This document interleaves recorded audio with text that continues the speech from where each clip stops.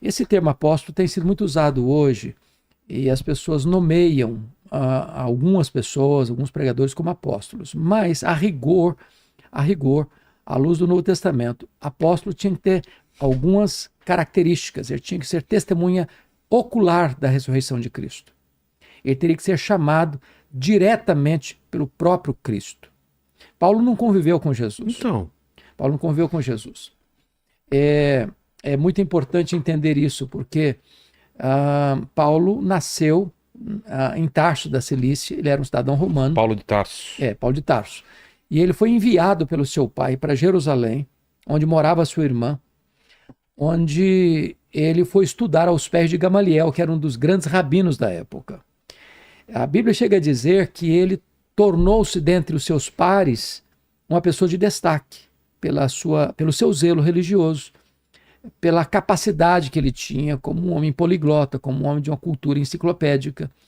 E ele foi preparado para ser o grande líder do judaísmo. O grande problema é que enquanto Paulo se preparava em Jerusalém, um outro rabino crescia também em Israel.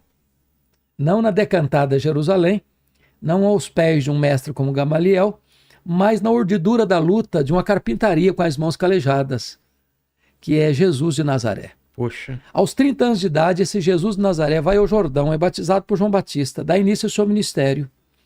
E ele ensina, diferentemente dos escribas. E para o pessoal ter uma ideia, tudo que a gente sabe sobre Jesus, tudo que aconteceu, as maravilhas, foram 3 anos só. 3 para anos ver a só. intensidade do que ele aconteceu, fez, que está ressoando até hoje, né? E é o que acontece? Quando Jesus ensina, não como os escribas, mas ensina como quem tem autoridade, os cegos viam, os surdos ouviam, os mudos falavam, os coxos andavam, os mortos ressuscitavam, ele incomodou o sistema religioso, controlado pelo Sinédrio, porque o Sinédrio era formado de 2 grupos básicos, fariseus e saduceus.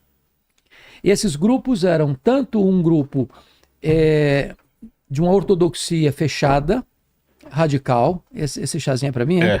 Que maravilha.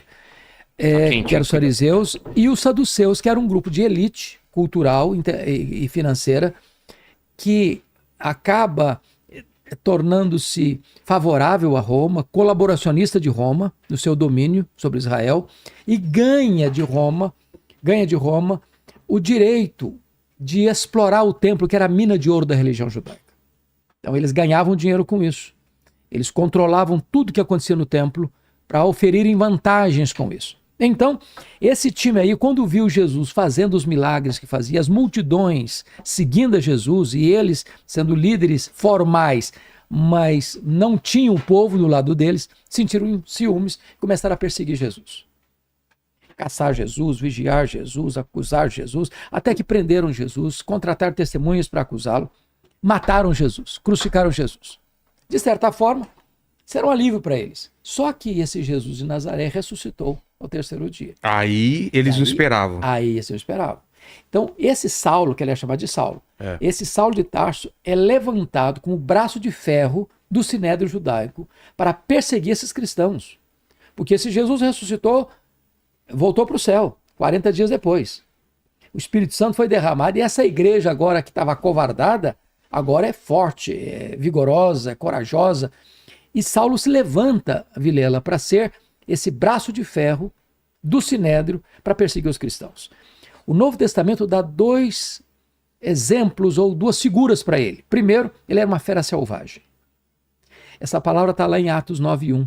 Ele respirava ameaças e morte contra os discípulos. Ele era raivoso. Raivoso. E essa palavra é a mesma de uma fera selvagem que salta sobre a sua presa para devorá-la. Mas ele usava da violência ou só das palavras? Da violência, por exemplo.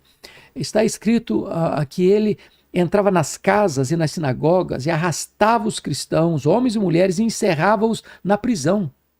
Está escrito que ele assolava a igreja de Deus. E mais do que isso, está escrito que ele não só assolava e devastava, mas ele exterminava. Matava, ele era um assassino. E não só um assassino assim de um ou outro, não, porque quando o Estevão, o diácono da igreja, foi martirizado, ele estava lá, consentindo nisso e guardando as vestes dos apedrejadores. Mas está lá em Atos 22, versículo de número 10, que ele encerrou muitos dos santos em prisões. E contra esses muitos dava o seu voto quando os matavam. Então ele foi um serial killer. Ele mandou matar muita gente. Ele tinha as mãos cheias de sangue. Perseguidor de cristão. E ele não só matava. Lá no Atos 22, 11, diz que por todas as sinagogas ele entrava e batia nos crentes, forçando-os a blasfemar. Então é perseguição física e psicológica. Então ele era uma fera selvagem, né? A segunda figura que ele... Eu não tinha essa visão do quanto ele era... Cruel. Ele era cruel, crudelíssimo. E aí tem uma segunda figura que ele era também um touro indomável. Essa figura está lá em Atos 26, 14. Quando o próprio Jesus aparece para ele em glória, no caminho de Damasco, ele estava indo prender os cristãos, joga-o ao chão e diz: Saulo, Saulo, por que me persegues? Dura coisa te é recalcitrares contra os aguilhões. Traduz pra gente. Traduzindo. O que Jesus está dizendo é o seguinte: quando você persegue os cristãos, você está perseguindo a mim. Porque se a igreja é o corpo e Jesus é o cabeça do corpo... Qual é a segunda parte? Hã? Qual é a segunda parte? Dura coisa te é recalcitrares contra os aguilhões. O que quer dizer O que significa isso? Aguilhão é um instrumento para amansar boi bravo. Sei. Até hoje. É o aguilhão, o ferrão. Tá. Então, o que significa isso? Significa que o Espírito Santo começou a trabalhar em Saulo não só ali, no dia da conversão dele, mas toda vez que ele entrava numa casa ou numa sinagoga e prendia um crente, batia num crente e forçava esse crente a blasfemar, e esse crente preferia morrer do que blasfemar, era o Espírito Santo picando a consciência dele, ferroando esse touro bravo. Só que esse touro bravo não quer ser amansado. De repente, o domador de touro bravos brada desde as alturas, joga-o ao chão e diz: Saulo, Saulo, por que me persegues? Dura coisa te é recalcitrares contra os aguilhões. Ele caiu já transformado, já convertido. E ele diz: quem és tu, Senhor? O Senhor respondeu: eu sou Jesus aqui. Isso acontece onde? Isso acontece no caminho de Damasco, chegando em Damasco. Deixa eu ver no mapa, esse é um mapa antigo, né, para ver. Indo para Damasco a Síria. Que nossa Síria de hoje. Seria a Síria de hoje, tá. Então, o que é que acontece? Ele é convertido ali no caminho de Damasco, ele fica cego, literalmente cego, por causa da luz que brilhou sobre ele, e ele é levado cego para a rua direita, na casa de Judas, em Damasco. Qual Judas? Judas, não Judas Iscariotes, tá. Judas, um discípulo, que morava lá em Damasco. Aquele outro Judas... Não, aquele morreu. Aquele lá... Tem, inclusive, se foi. Se foi. Aí o que acontece? Como fala? Foi-se. Finou-se, foi comer o capim pela raiz. Ou como meu filho faz, foi de base. Por causa do pé junto.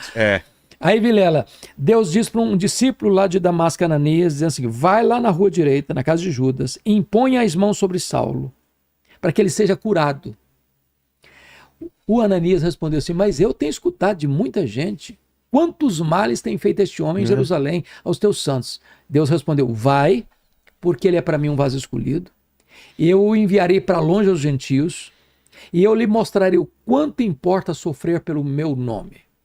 Ananias vai, põe as mãos sobre ele é curado, ele se levanta e é batizado, ele é revestido com o poder do Espírito Santo, e imediatamente, Atos 9:20 diz que ele passou a pregar nas sinagogas de Damasco, afirmando que Jesus é o Filho de Deus. Que coisa fantástica. Então ele já começa o seu ministério. Agora, talvez fosse importante, antes de entrar nas cartas, dizer uma coisa fantástica aqui, que poucas vezes você vai ouvir, talvez, na literatura. É que às vezes, Vilela, a gente pensa que ele começou a ser poderosamente usado por Deus logo depois da conversão. Isso não é fato. Não? Não é fato. Foi convertido, eu achei que ele já começou a pregar e servir. Ele começou a pregar. Ó, só uma coisa para colocar lá, Damasco então fica lá embaixo. Aqui tá onde tá Israel hoje em dia, Jerusalém tá para lá, né?